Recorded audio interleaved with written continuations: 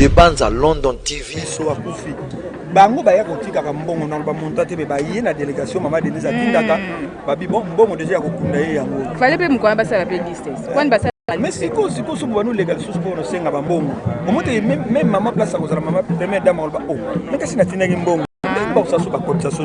Ça la kabiso bien té.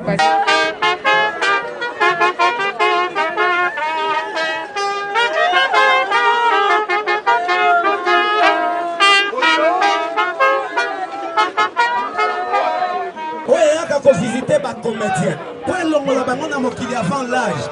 Et ça l'a maudit au nom de Jésus. Et je proclame une longue vie. Une longue vie. Yahweh tout le monde n'a pas mboka boussous. Ma comédien, bazan a standing élevé à vie. Pourquoi pas nos comédiens? Je le recommande à toi. Pour que paix, au salabango grâce. J'ai vu paix. Na Bordeaux moutoazaki. Azaki n'était malamouté. Parce qu'à lundi, sketch y'a ba comédien mboka. La joie est zongelier. Récompenser bango. Bas à la paix. Zambe la bomo. Bas à la payer à leur juste valeur. La valeur ya musala basalaka. Pour natina batunyos. Pour la gloire de ton nom. En tant que ton roi. Je lève la croix de Golgotha comme symbole de victoire. Quiconque osera toucher à un comédien. Qu'il soit maudit au nom de Jésus. Yesu, tu as vaincu à la croix. Pour que nous soyons des vainqueurs. La Bible déclare, nous ne combattons pas pour la victoire, mais dans la victoire. Laisse que le sang de la victoire ait couvert comédien Nyonso à Congo. Bipa Nyonso Kokutama, Azala couronné de gloire et de puissance. Et que ton nom soit glorifié au milieu d'eux pour la gloire de ton nom. Au nom de Jésus-Christ, nous avons ainsi prié. Amen. Que Dieu nous bénisse.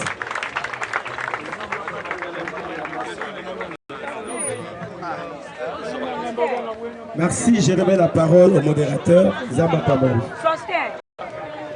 Merci au pasteur Bréali Chilumba pour cette exhortation.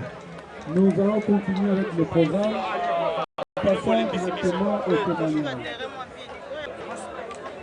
Un collègue donne un article comme un. Nous commençons par un membre.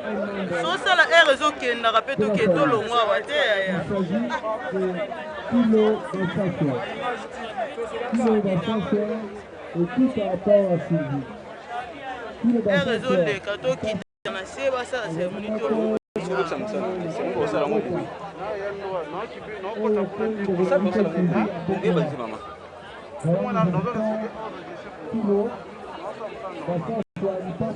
C'est loin en Angola, mais tu as dit qu'il fallait te rendre hommage à Oyayoun.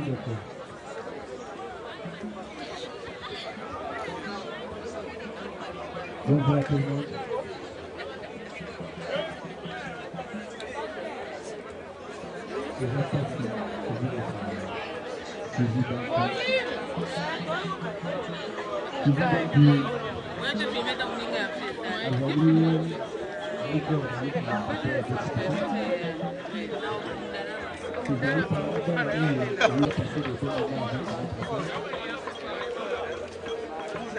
La plupart des artistes qu'on va voir là, ça veut dire que il y a un grand final d'alterne de cette musique. Nous faisons notre anniversaire le 25 décembre. Et puis ce délai va faire un peu de vidéo.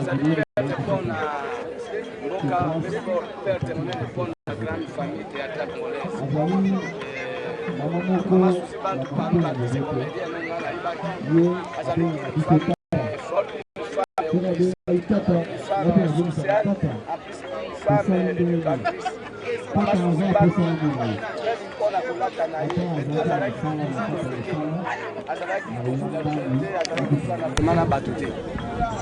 Maman Suzy Batu, c'est une école, Azaki n'a pas fait, il faut que ces comédiens doivent apprendre surtout par maman.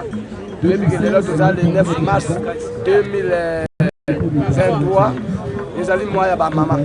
La CPRAKI, la famille, la considère que l'artiste est pour la constitution, la préparation, il y a aussi que honorer mémoire le 8 mars, le 9 mars 2023. Donc on apprécie les condoléances, la famille pouvait payer famille culturelle nyonso mpe na bino mpe bajournaliste ndenge boakompaka biso vraiment nasengi kaka kota na famille parce que toza touché baartiste comédien tozokufa ebele il faut toapprendre tozwa conscience ya koinvite bapolémique inutile ezokomema biso na haine na diabolisation.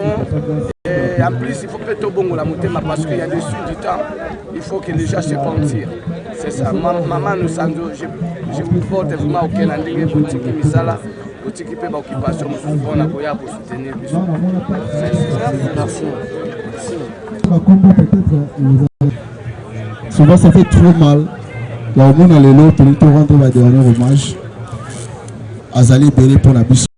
Na kati na biso na moko awa a contribué qui peut belé attendre conseil na yé attendre prière na yé après que prier makasi.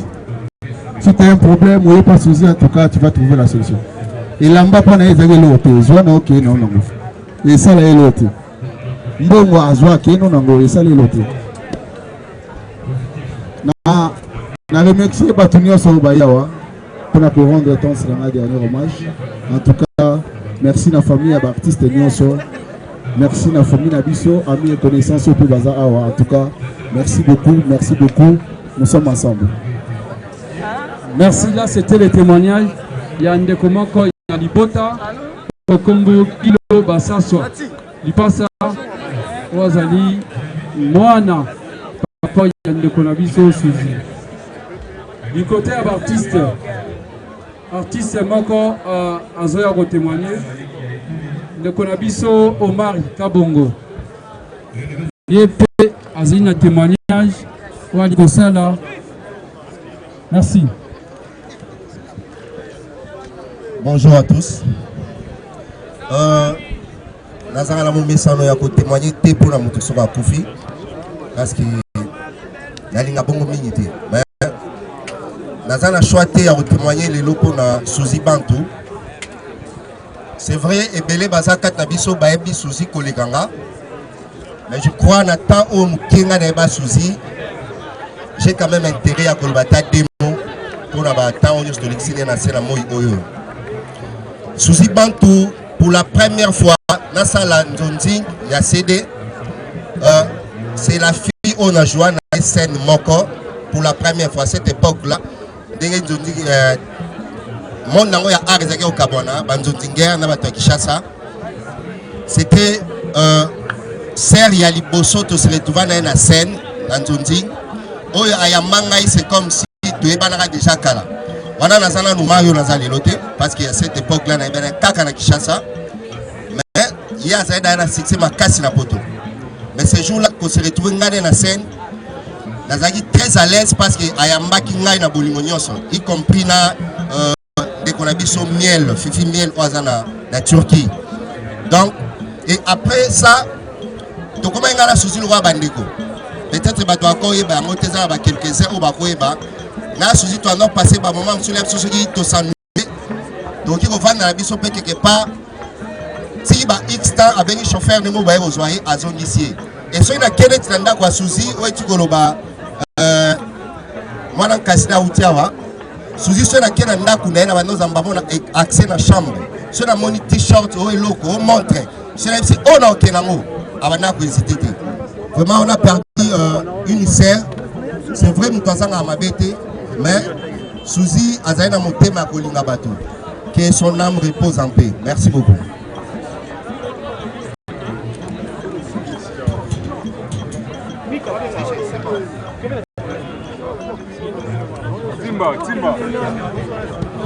Merci. On a dit sur la tire, voilà s'il vous plaît, la jeune.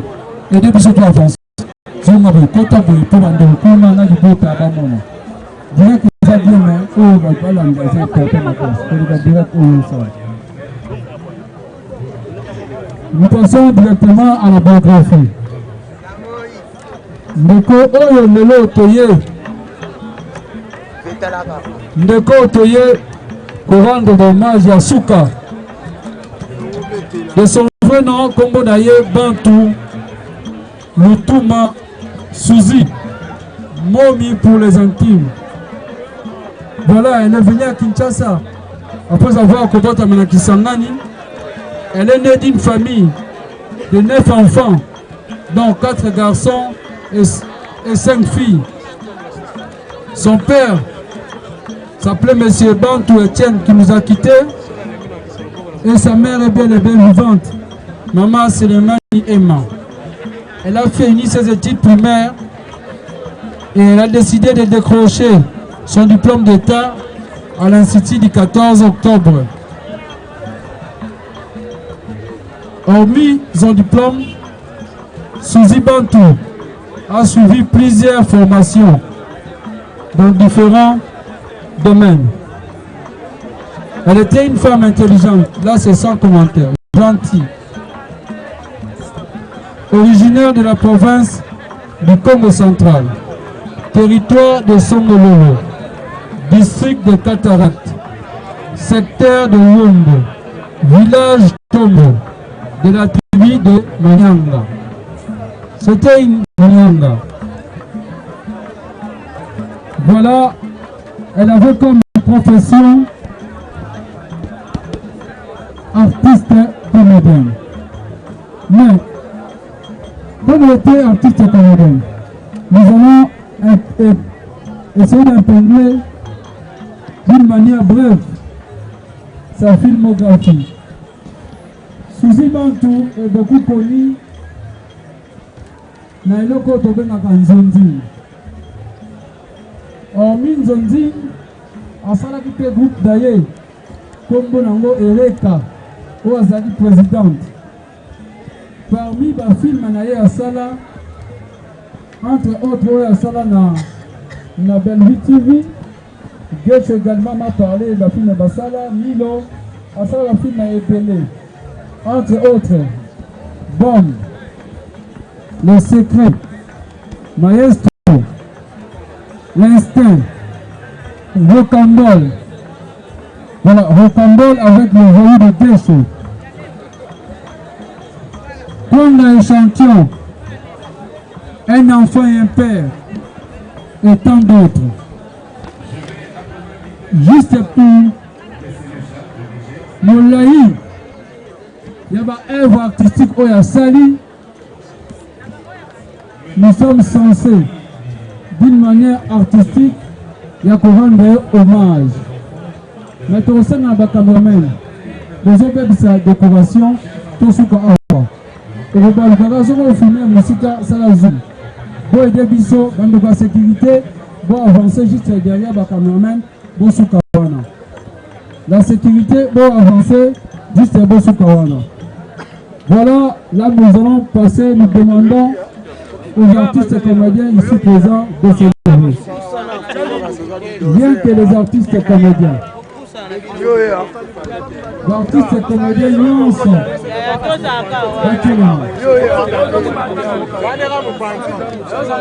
Voilà. Juste pendant le salon monnaie. Et le médiatisme civil intéressant.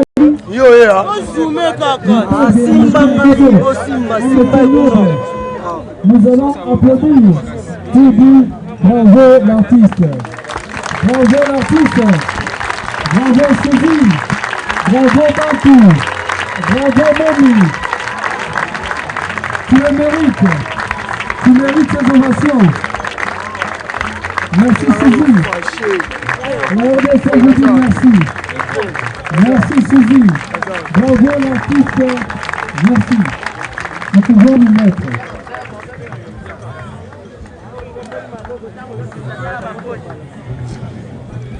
Suzy, va relever la chose Suzy. Yangwana to pesi juste pour 1 minute 30 secondes. To pesi maloba na bandeko ya dynamique. Abandeko sangana na Suzy. Voilà, c'est d'Acosta.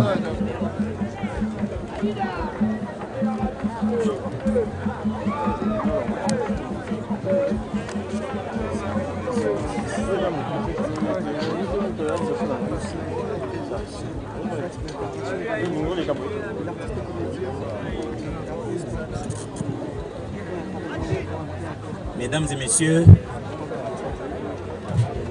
nos dynamiques d'artistes et culturels du Congo, par la bouche de votre humble serviteur, en ces jours du jeudi 9 mars 2023, un jour seulement après la célébration de la journée internationale de la femme, sommes sous l'océan de peine et de douleurs. En ces moments où nous venons couper de façon définitive les cordons qui nous a liés depuis le 20 mai 2019, la date de la création de notre structure, à notre estimée trésorière en la personne de Madame Bantou Souzi.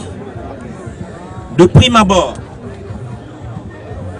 nous vous avouons que votre présence parmi nous est un motif de grand réconfort et d'une inestimable consolation. En cela, nous vous adressons de plein cœur nos profondes expressions de reconnaissance.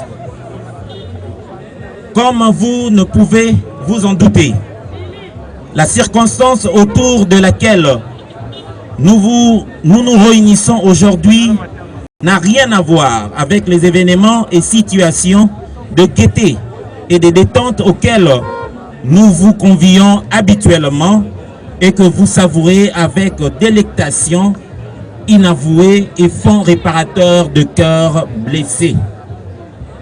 Que puissions-nous vous dire, sinon vous confirmer avec effet tangible qu'il s'agit d'une réalité que nous redoutons dans notre vie, car depuis le 25 février 2023, les mystères impénétrables par la sagesse humaine ni la science humaine vient de frapper à la porte de notre organisation, mais davantage dans le monde des artistes de scène et de l'écran.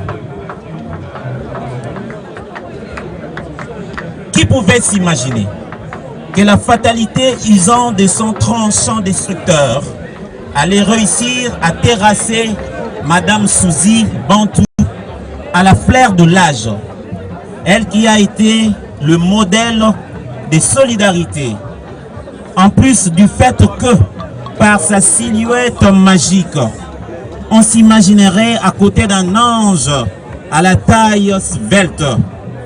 Sa beauté éclatante et splendide, son cœur rayonnant, elle était pour ceux qui la fréquentaient la source d'inspiration, de vertu qui rassure. Les sourires éclatants, accueil parfait, générosité sans borne, talent artistique à répandre. Elle s'est façonnée d'une stature de star adulée par ses contemporains de toutes les classes sociales, de tous les âges, de tous les goûts, de toutes tendances. En ces moments, qui peut jauger la profondeur de la perte inattendue et non souhaitée par ces pères que nous sommes et par le public congolais qui n'aura jamais fini à l'admirer. Pleurons, bousculons-nous, remuons tous nos poumons. Maintenant que nous donnons aux autres de notre distribuer notre métier pour à présent, je m'en vais vous inviter à faire preuve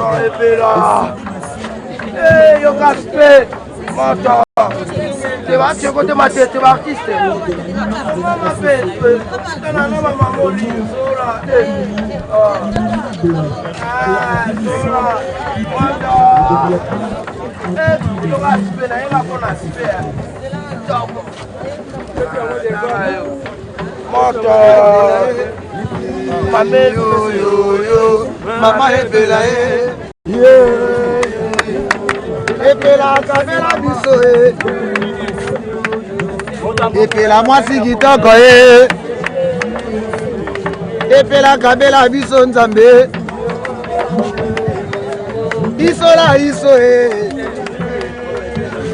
Mama epela isola iso ndame Yango epela isola iso Mama epela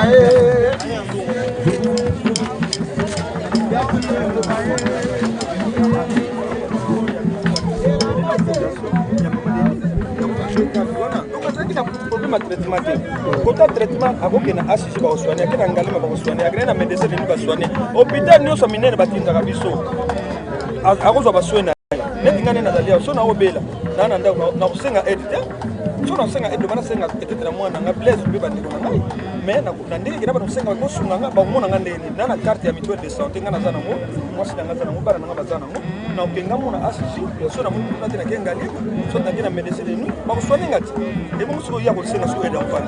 Mais c'est quoi par rapport à Ndenge maman je suis bon tout le monde liste et puis il y a contribution d'artistes qui ont contribué pour la matanga les autres ont contribué $400 $500 et $20 maintenant liste pour 4 qui montent à $20 mais pourquoi et comme ça niveau publier liste on a niveau YouTube et partout les réseaux sociaux ngai moi liste na basala neni na bana ba numéro na biso oui soki ba ko ba numéro au mona ngape na mone bimi contribution sous banque mais les ramon ka ba makambo ne bandi oyo kuna che 200 warbite ngana ucha 300 oyo kuna che 400 ngana ucha 500 franchement na kitaki na kitaki parce que tous ces artistes et comédiens to oyo na ba ki gros doté to ba makambo ya mabeza mokina peut-être tant pas ko bela na zone tant pas ko bela ata zango to traitement yo za na mbongo wana landa e place za na ndako ne loba ata zo bela mais uzapena beza omela miliki il y a 400 500 la pesaye OK pesaye alia pourquoi ka ko tiango place wana moi ça m'a fait très mal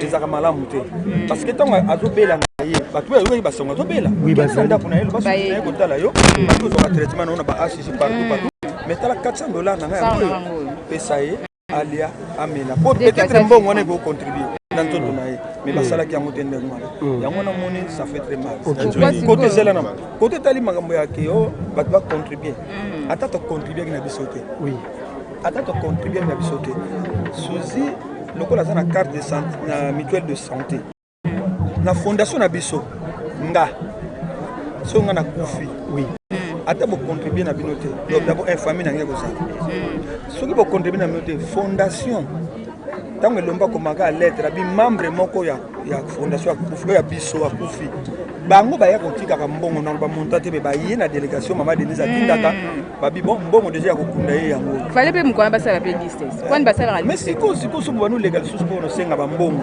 omote même mama place ko zala mama première dame olba oh mais kasi na tinaki mbongo ba usasu ba kotsa soso sala ka biso bien te et puis ba kotsa soso ezali to emoni sambaka te oyo tiango wakati mini kaka liste ezali eleki mais wana baotanga na bakombo liste vraiment na bakombo nini siko papa kokodoko pe bosalaki pe bongo kokodoko pe donc disons na bambongo liste pe tambolaki selon ndenge na yokaki nga na kote na ba programme na bango te mpona ekutaka bilo mosusu balobaki boye mbongo wana ndenge ekopimela oyo baliste wana nyonso tu bakodivizango par deux ndambo kokodioko ndambo mosusu selon ndenge na yokaki bon je crois que salamaki bato baki l'organisateur basalaki yango par rapport oyo bambiaka oza bamikolo banciena osalango ntango eloko bongo nde timideka otoloba ya baliste est ce que bino bozwaka tante ya kobengaka bato basalaka makambo wana bokonsela bato bosololaka na bango ezalaka ete bacrédité na bino biloko mosusu omoni neti nga naza membre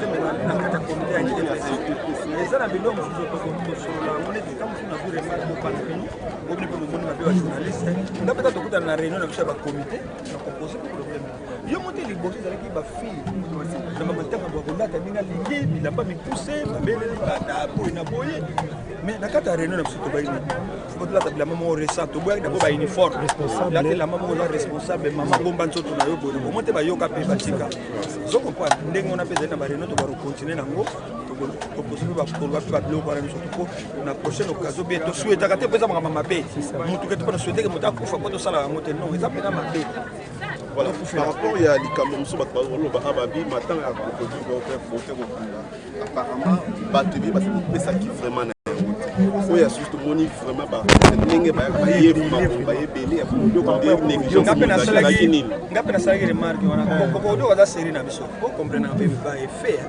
série na bino lelo mpe yokosala kokodio aza série na biso nazoexplike bino aza série na biso mais aza artiste comédien kokodioko omoni bilo mosusu bagene baye sikoyo bagene baso baye sikoyo baza mpe na mode de vie na bango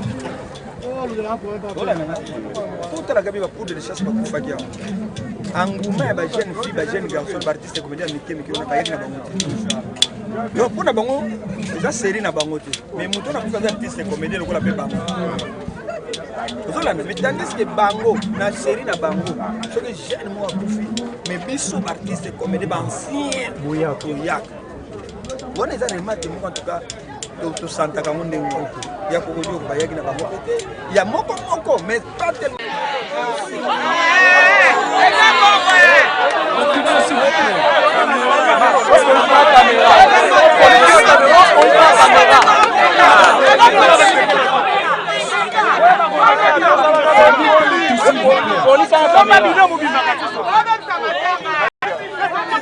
nzoto caméra oyoka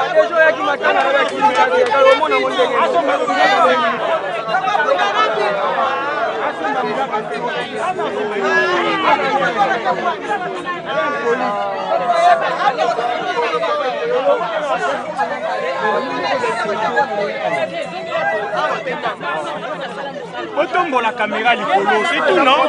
Ote banya pese pas filmer bien quoi. Otombo les caméras bon, ça image bien. S'il vous plaît. S'il vous plaît, la sécurité.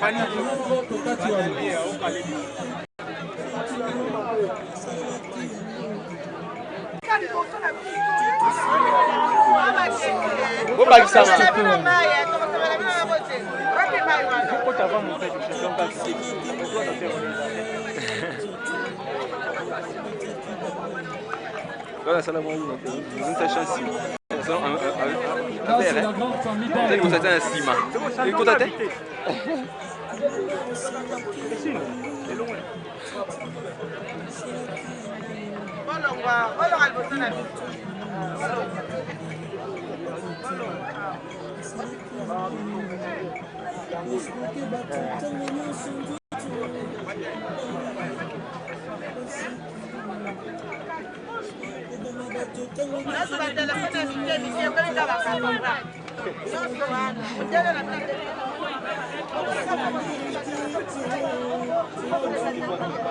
Aux artistes comédiens et les artistes comédiens vont déposer l'argent de fleurs pour honorer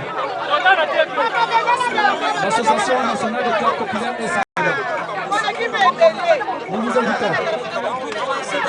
Artistes comédiens, nous sommes Azali. Maintenant, c'est nous. Nous allons honorer.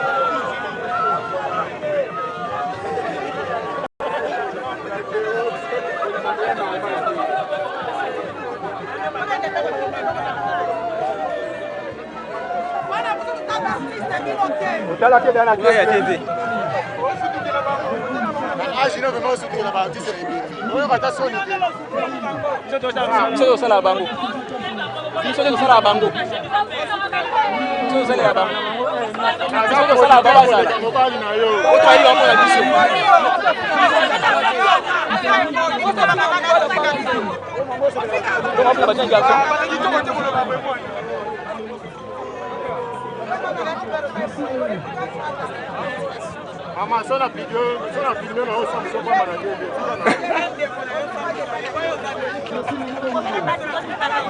maman, si quand on a ça, mon amour n'était pas bas.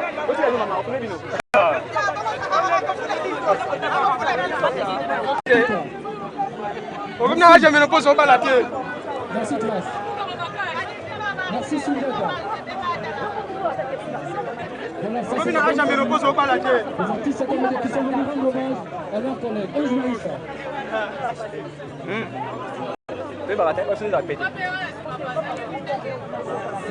Merci.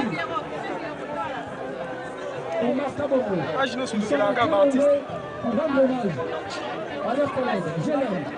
Merci d'être là.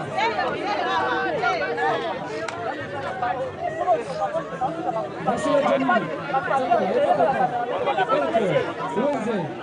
Omar Kabongo, merci d'être là.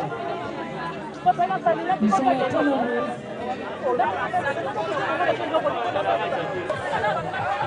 Merci Mise. Ça c'est la grande famille. Marie-Jeanne Bonnet.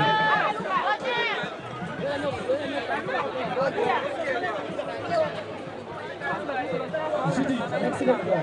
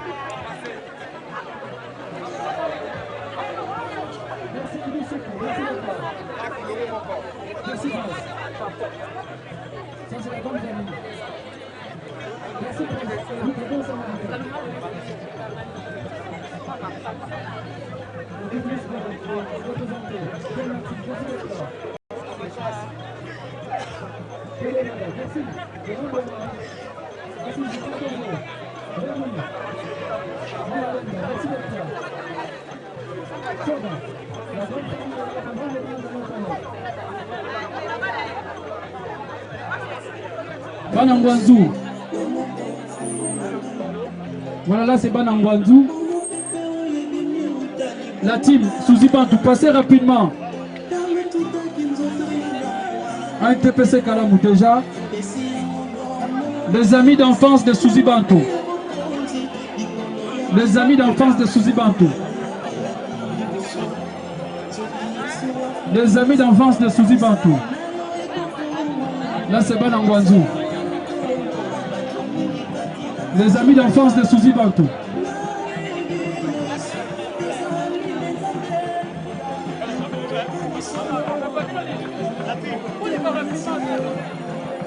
Merci d'être là. Cardozo. La team, rapidement. Les amis d'enfance. Tous les gars, rapidement, les amis d'enfance. Avancez, avancez, avancez. Là, ce sont les amis d'enfance de Souzy. Les amis d'enfance qui seront suivis par les amis de Maman Chantal. Merci d'être là, Viviane Abel.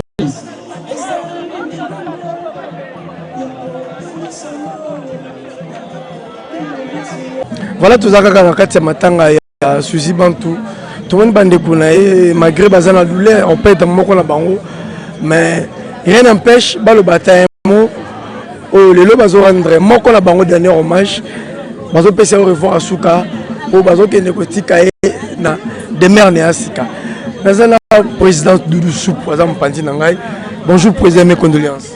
Ouais, bonjour, merci.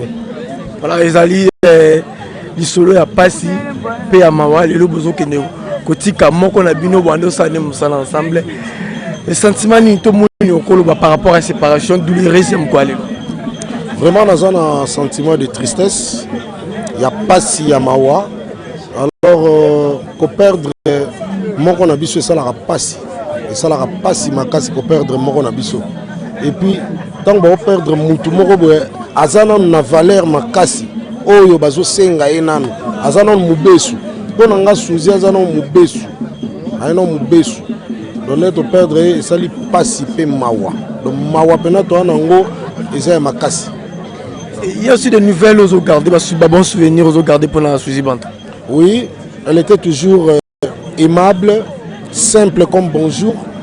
Elle était aimée partout. Na batu pe bandeko inaye, mais oke batu bandeko inata musu pona beauté kaka. Pona makamusu te pona beauté avec vrai chéri ko. Vrai chéri. Donc ba musu souvent no mona sujet à l'axarani. Ba fia boy bandoki. Po anini, pona ka mutaza kitoko. Donc manga o etelande babwanga ngo libanga, surtout manga, mango e comme jaune. Yebisanga mutu nyonso ba nga lia manga oterte so telenga olulango. Attends lia ngo te mo olulango. Donc voilà. Non ba génération Zouana Sima to monaki papa Kokodio ko partout tika biso, il y a cela une semaine de partout kundaye, les lozi maman Suzy bo qui ne peut tika. Est-ce que ba génération oyo balé qui na bino ba Zouana Sima. Est-ce qu'il y a aussi des balé oyo ba on doit relève. Il y a papa Kokodioko, il y a maman Suzy, ndenge bande ko jouer pour balongo la batu passe wana, il y a peindre batu ko bongisa. Wande tibiso ba tozu de ba relève ba Kokodioko. Pour ba Kokodioko ba bandaka avant biso tant total bango les gamins de Chikapa. Biso zo de ba relève. Alors na ko sambela nzambe makasi o pe ba yena sima na biso bazwa relève wana. Donc omoni tozala kala tozana ba RTNC Télé Congo, il y a Braza, le lot on a ba Novelas. Au moment Novelas c'est bouger peu mi tout, il y a bana mususu. Moi ba landas consigne on est pour ngati le son na le téléphone. On a théâtre kala ya théâtre de chez nous. Ba ya nani mangobo nyo sona karango. Mais bango ba na ngote. Donc ba mo ndre bateau banani pour ba yebi bango te.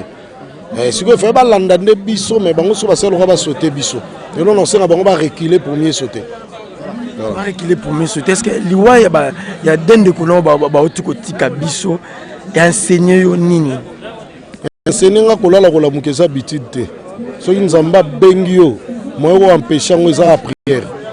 Donc so nzamba bengio ana besoin bengo empêcher nga prière beaucoup ta nzambe bo solo là. Interpeller la makambe belé. Ozomona. Donc voilà donc il faut biso autotikali to ba komilenge la pona lobby. Donc c'est ça. Merci beaucoup, président. Voilà, bienvenue, Bandeko dans mon Kirobimba. Tous allés à la ville province de Kinshasa, l'hôpital cinquantenaire, place où il y a artiste combiné. Vous avez une photo, il y a Maman Suzy Bantou Azaki, mon quoi y a artiste, comédien Namboka, Nabuso Alosam, Salagitoko. Les lots, ils allaient jour au yo, Basagi programme pour exposer Cornaï, pour rendre dernier hommage. Les bousons, Monica Moutuka, Bautuko qui t'accorde, il y a cela 2 minutes, Bautuko exposé en gros, na Simam Kongolangai. Net aux alim, Kolang Tambola, pour l'en recevoir, la bandeko, Naïe, Oyo, Batigali na douleur, Obano Salem Sal ensemble. On est là, tous en pour l'en Moussala. On est là. Merci ton côté pour toujours corps. Bonjour et mes condoléances, Manita. Bonjour, merci. Voilà, les lobes, vous pouvez rendre Suzy Bantou dernier hommage. 2 semaines, la nègre a des décor, Bautokunda Papa Kodioko, le long des jours, vous pouvez Suzy Bantou. Mon nom est disparition, je sais qu'ils ont passé parce que vous avez battu ou un autre sala. Mon nom par rapport à la disparition, il y a des artistes et comédiens. Parce que c'est très triste de perdre 2 personnes qui grandent comme ça là. Donc, on a évité mon employé ou déterminé en haut. Donc, il n'y a pas de mots employés pour déterminer ça. Seulement, il faut comprendre que la vie est entre les mains de Dieu. Il faut être sage, savoir comment se comporter. Voilà, parce que les Suzy, lobby, tu habites à la naine. Nous tous nous sommes des passagers. Tu es se comporter, tout ça pour que nous tous enterrer avec honneur comme c'est fait pour les autres. Voilà, vous allez enterrer avec honneur. Est-ce que l'Iwa bande qu'on a bien bazolanda ils ont enseigné binoni la disparition là-bas. Mais c'est pourquoi je suis en train de dire il faut que vous allez bien à Mokile parce que IBR na yoté. Parce que IBR na yoté c'est ça le plus grand enseignement. Tu peux être qui que tu es au ça là oh non ça là mais en fin de compte il faut savoir qu'il y aura un jour où Dieu va enlever le souffle. Donc qu'est-ce que tu dois faire? Tu dois être bien avec les autres pour que le jour que Dieu va t'enlever ton souffle, que tu aies des gens au barolelo avec tes mamans quoi en fait. C'est ça. Alors, bandeko bazwa na sima baleki na bino o bakota musala ngo. Est-ce que il y a aussi ba obotala que ba ozwa relève ndeti ya maman Suzy ndeti ya papa Kodioko par rapport à la manière de bongo jouer? Bien sûr. Même la Bible s'est dit il y a une génération qui s'en va, il y a une autre qui vient. Vous savez toujours ba relève ba tumisus. Bon va ozwa pe ka ba relève. Donc voilà, Isaac et toi apprendre bango politesse, respect et amicolo et puis voilà. Voilà, merci beaucoup. Nasuki apuna lelo. Merci beaucoup.